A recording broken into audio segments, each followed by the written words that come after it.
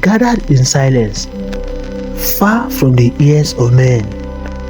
Beneath the forest moon, they bled into the earth, sealing their souls to a god of vengeance.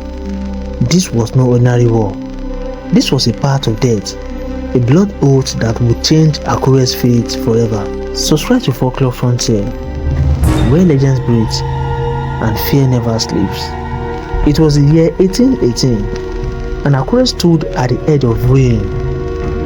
Benin's armies were drawing near, fierce, disciplined, and blessed by their gods.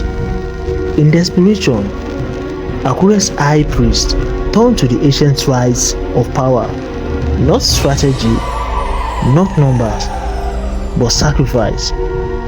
On the night before the final march, select warriors were led into the forest, there in blood and ash.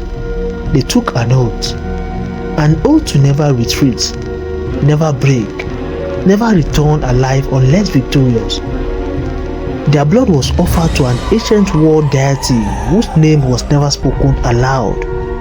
In return, they were promised invisibility, but the gods are cruel, and oaths are never without price. When dawn broke, the warriors were changed. Their eyes burned with unnatural fire. They spoke in riddles, some forgetting their own names. One mother swore her son's voice no longer belonged to him. The priests rejoiced. The pact was accepted. The warriors had become vessels. But deep in their souls, the warriors felt the weight of a curse.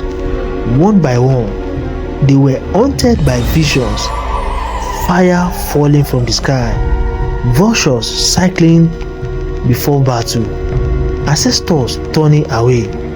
They had become something more than men, but far less than human. The warriors fought with inhuman rage. They took dozens of enemies with them, but no returned.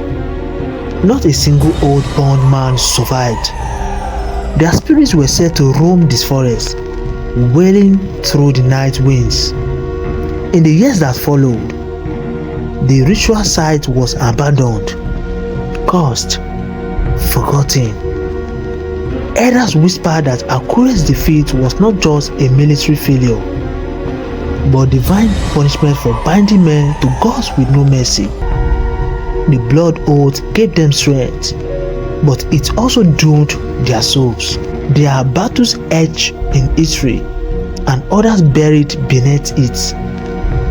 Subscribe to Folklore Frontier, where legends breathe and fear never sleeps.